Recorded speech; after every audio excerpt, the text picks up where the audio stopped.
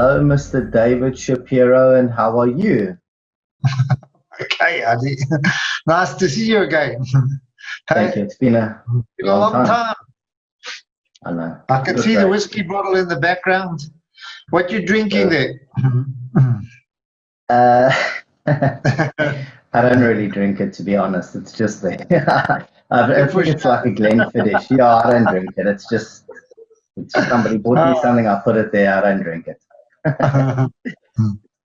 So, David, I'm so excited to have you here, and I wanted to just get your insight. You are the premier stock market commentator, and even though we're not going to be talking about stocks, I think your staying power gives you a certain insight into companies, CEOs, what one is really looking for. That's the kind of insight I'm looking for. So we'll dive right in.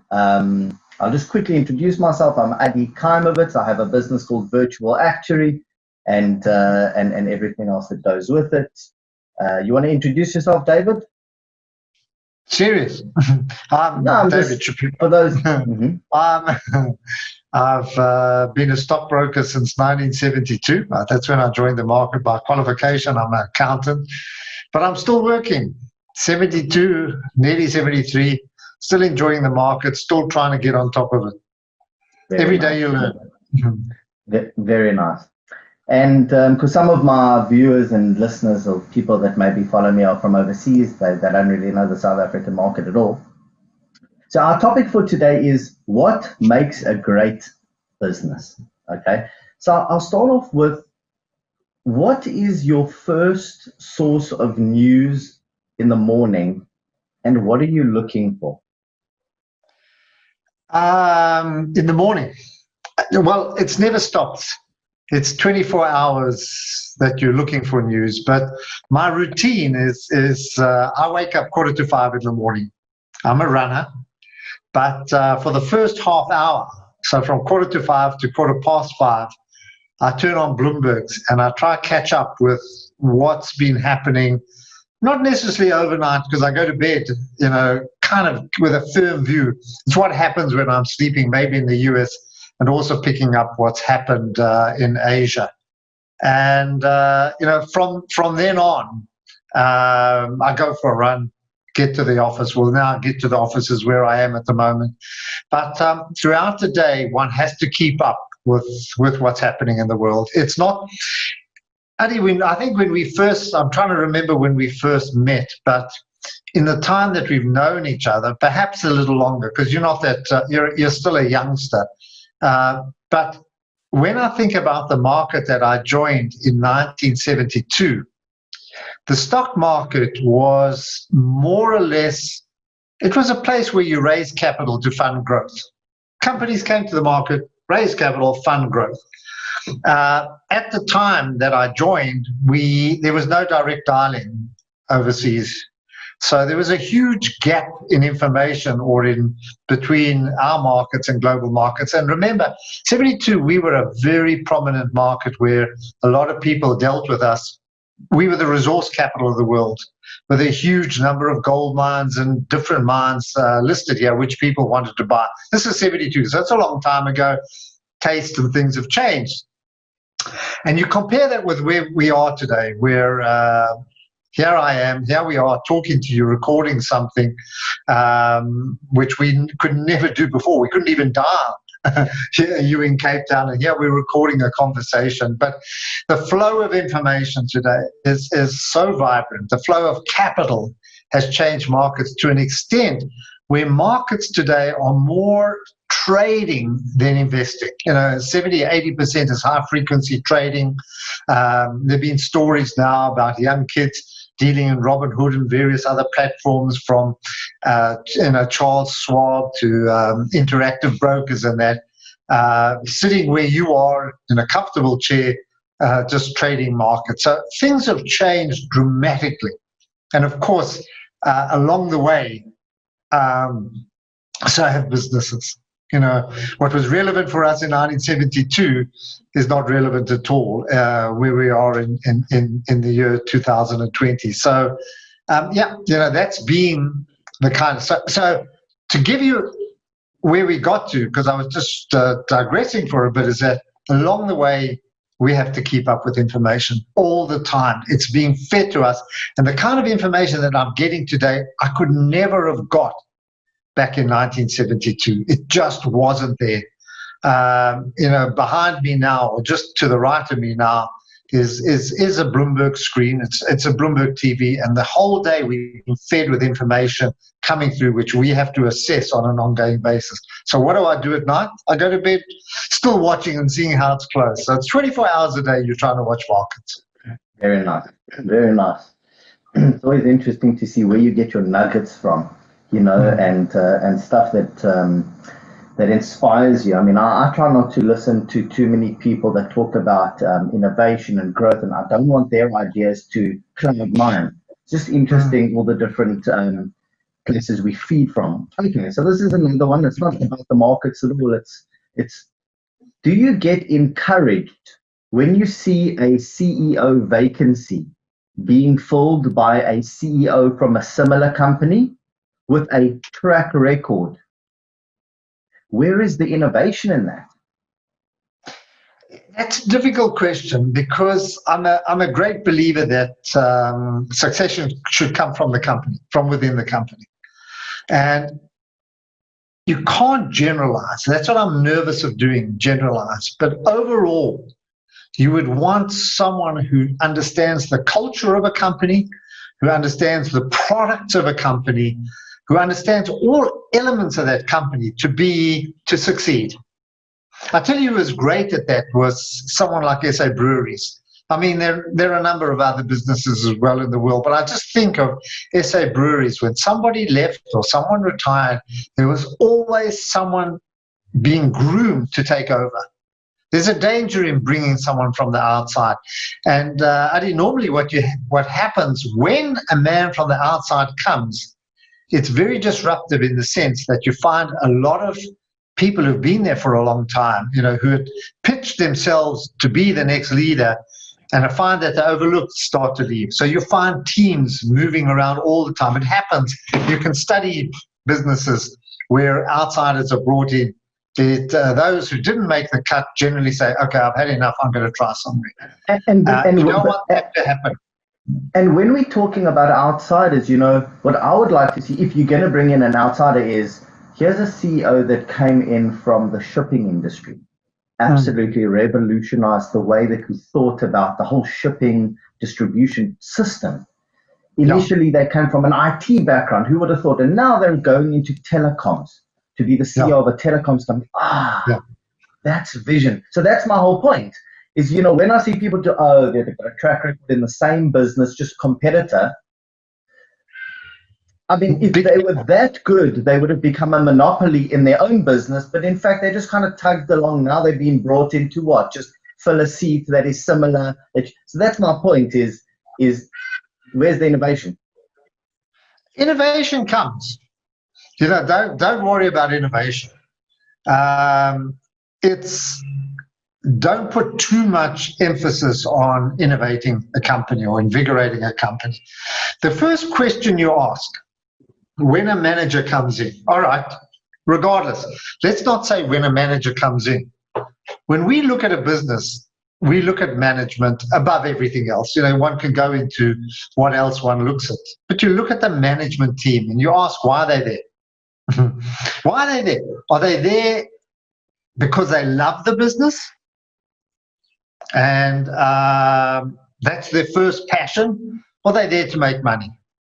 And that's the danger. Have they come in there almost self-promoting in order to innovate the company so that they could make money? And that's a very dangerous sign. You don't, I know that you want that kind of innovation, but you've got to be very, very careful about the plans of the management. You've always got to look at who's leading the business as well. And are they employee conscious? Do they know the employees? Do they understand the product? Do they understand the brand? And that's why be careful when you get outsiders. Be very, very careful. I know innovation is one thing, But many businesses are successful because they followed one particular path. They made their money doing one thing. When they start to go into other things, that's when they go wrong. We can talk here for hours. I can start on the stock exchange, on the JSE with A, and I can end up with Z, where companies have gone completely wrong. And we've got hundreds of them now, hundreds. The biggest problem, that's one of the biggest problems, is that sometimes management believe their own publicity. They suddenly believe what the media says about them, that they're gurus and brilliant. And that's the worst thing that can happen. So I'm not going to disagree with you. I'm saying generally we prefer someone who's come from within. It might not always work. Some very good examples of what you're saying, and where I'm on your side, is have a look at our retailers, where Richard Brasher came in for Pick and Pay, where the Ackerman family had got a little tired, a little stale, was losing its way. They brought in Brasher. I think he came from Tesco, and has done a brilliant job. David Neal, who came in to Clicks as well, who took over from the family and understood the business and has changed it into an absolutely brilliant business, and left on a high. So yes, on that note, where you can't find someone within a family, you've got to recognize, and they happen to be successful. It hasn't always worked. Look at Woolworths, where it didn't work. Okay, so we can go on. Did it not work? I have no idea. We shop at Woolworths. No, look at Woolworths. I mean, they bought David Jones in Australia. It was an absolute disaster. It's unfortunately for a very okay. So this kind of leads me on to the same question, but a follow-on question, and they blend into one. And then I'd like to hear from you. So the question that you went into anyway was, what are you looking for when deciding what makes a great business? So you can carry on now with that. But then to add to that, what is it that makes certain CEOs come in and succeed where others have potentially failed? And is it not failed, but just have not done so well? I'm not talking about pure succession. I'm talking about when a business is not doing well. Someone comes in. Is it that we really want a harsh CEO? It's going to be hard and truthful and do what needs to be done? Or is it actually the empathetic CEO that sits down, spends time, garners support from the staff, and the growth comes from within? So these are a little bit of a blend. There's no one answer. And I don't think, in the same way as Brasher and Neil came in to Pick and Pay and to Clicks, so we got, so Woolworths went the other way with, so it's hard to say.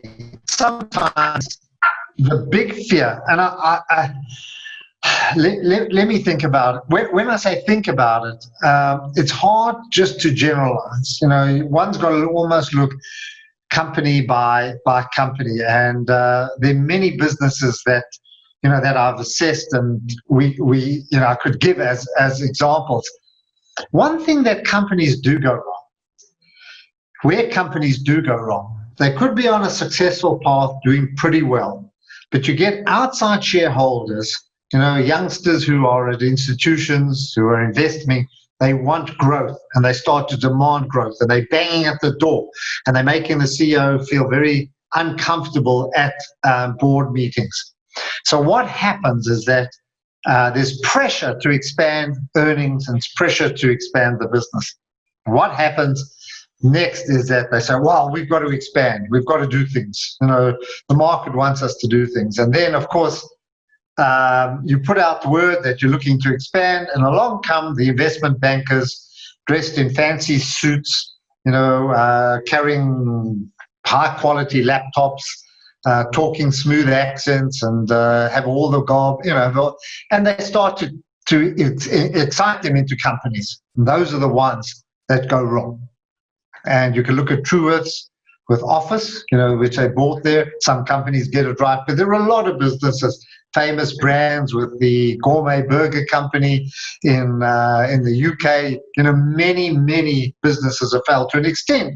Peter Moyer, as I was mentioning, with David Jones, which on paper seemed to be an iconic brand that has absolutely bust Woolworths and made it very, very difficult as well. So these were expansion plans that have gone wrong.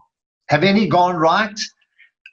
SPA's doing the right thing and that. And I think where you identify, hold on a second, I've been looking at this company, I like it, I've been watching it for a long time, let's go have a look, or let's go have talks and that. So I believe it's got to be, the expansion plan's got to be generated from within, and the businesses and targets likewise generated from within, knowing where you're heading as well. So again, do you make a point of going and meeting and sitting and having lunch with the CEO and just kind of trying to suss them out? What is their vibe? Are they bullish? Are they polite? Are they, how do they act to the waitresses and the waiters? Absolutely right. Absolutely right. It's a very important point to understand the culture and the personality of that. You know, how does he treat a waiter? Yes, it is. It does show up many things. Adi, how do we choose companies? I was asked in a TV program as well, what do you look for? And when we manage other people's money, you know, which is what we do, you've got to be extra careful with people, because they entrust you to look after their pension. And therefore you can't be frivolous with their money. You've got to be very careful about where you spend it and how you look after it. One thing we do is that when we buy businesses, you know, when we invest, at the moment, we're very heavily invested offshore because there are better opportunities there than there are here. Just better companies, better prospects, you know, in many, many respects and that. But you build a relationship. You know, when you met your wife, you didn't take out a spreadsheet and say, okay, let's check. You know, is she this height? Is she this weight? Is what color hair? Education. You don't fill in a box and say, oh, she ticks all the boxes, I'm going to marry her. You know, sometimes you're very lucky if it does happen, but overall, you build a relationship. There's a comforting feeling. It's not a spreadsheet. You don't tick the boxes. You know what I mean? You don't do it that way. And in the same way, we read about companies, we understand companies, and over time, the more you read, the more you follow, the more you see companies fulfilling their promises, the more you learn about how they treat their staff, and that's a big important point. How do they conduct, how are they viewed by not only their customers, by competitors, and also by the community? There's so many issues like that. And after you get a feeling, you know, it comes from reading and studying. It's not coming from spreadsheet analysis. You know, today you've got wonderful spreadsheets that can spew out whatever numbers you want in you know, to the 20th decimal point if you want to. You can forecast earnings, but I don't think it comes from that. It comes from that relationship, that understanding of that trust, that they know what they're doing, and you know, they're a good business. Yeah, over time they can lose their way, you know, for a number of reasons, but that's a very important point. That's how we're establishing that rapport. And so you can't suddenly go in and say, here, I've downloaded a company of the best tech companies or whatever they do, they're in the cloud, whatever it is, let's just take these three. You can't do that. You know, you've got to put a little more time and effort in there and be a little more patient. Such an awesome point you're putting in, because, you know, I don't know anything about investment, but I do know what makes a smart investor and what makes a lazy investor. You know, I believe that, you know, we'd like to buy in low, we'll invest in 10, 15 businesses, and if one of them just does well, we want them to shoot 10x, 20x, it will make up for all the others. That's lazy investment philosophy, in my opinion. You should really be investing in 3 businesses and smash it. You know, and if they give you 8x, you've done brilliantly. Just be a smarter investor. So that's why, so interesting to see. I'm on the other side of the fence. You know, I'm the one that says, you know, you'll get your flippin' 25x, but don't tell me up front that you want 25x, because I'll never get into bed with you. That's not fair. Like, why should you get 1,000 times X? That makes no sense to me whatsoever. You know? So it's just interesting about being a smart investor and about being a lazy investor. Okay, so this is kind of like our last question, and we'll see. So I've got here, surely your outlook has changed because of the COVID-19 as to what types of businesses will flourish in this new era we are going into. Have you had any fundamental changes in thinking, or is it business as usual? We identified, normally we try and look ahead and say, what's the world going to look like 3, 4, 5, 6 years down the line, and which companies are tended to prosper. All that COVID-19 has accelerated the whole process. We were already on track. We were already going down the way of a digital economy. It was starting to happen already. All that this has done has fast forwarded, and it's made us learn skills that we've never learned before. Suddenly older people like myself or contemporaries and that realize, listen, we have to use e-commerce, otherwise we're not going to eat. Or alternatively, we're going to not starve, but I won't have any clothes. So you've been forced to go along that. We've been forced to learn how to use Zoom. We've been forced to learn about so many other skills, and all that's done is fast-tracked it. Where the other point, and this is another point where we have slightly changed, and that's not luxury or air travel or anything like that, it's on the health side. I think the one big lesson, I'm just going to brush aside the tech side because I can talk about that for a long time, about the digital economy that's coming, cloud, streaming, all those subjects. You've read about that already. So, simply because of shortage of time, yes, I'm still there in a big way, but the other side is the health side. The one thing that has been highlighted is just how bad world leadership is at the moment in handling the crisis. There's been no coordinated effort at all. There's been no leader that has stood up and said, listen, let's get on top of it. The World Health Organization hasn't done it. And certainly America, who's always led the way in handling issues like this, hasn't done it. So I don't think the world wants to find themselves in this position again, where a pandemic like this kind of destroys the world economy. So things will change in this respect.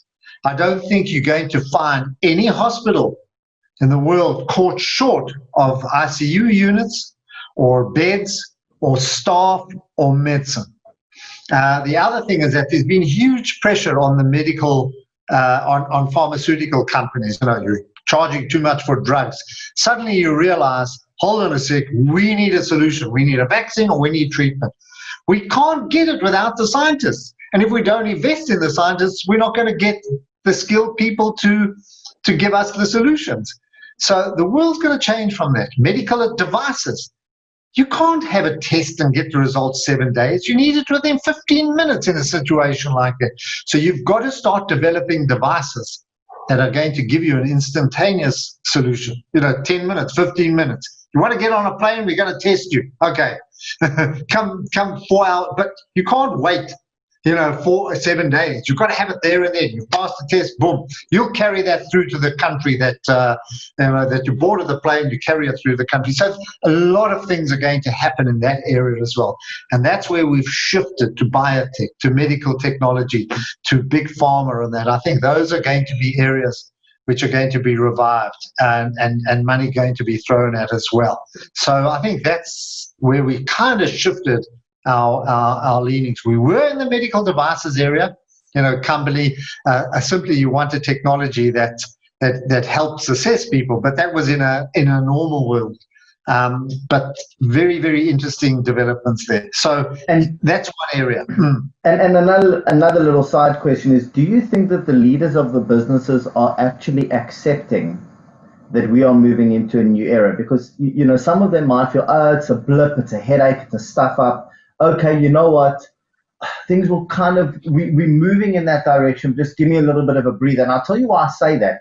What I've noticed with some of the clients and some of the people in meetings I'm sitting in, very important managers that used to be, sitting at an office and very big machas, they don't put their video on, their camera on when they're having these Zoom meetings or these Microsoft meetings. Why?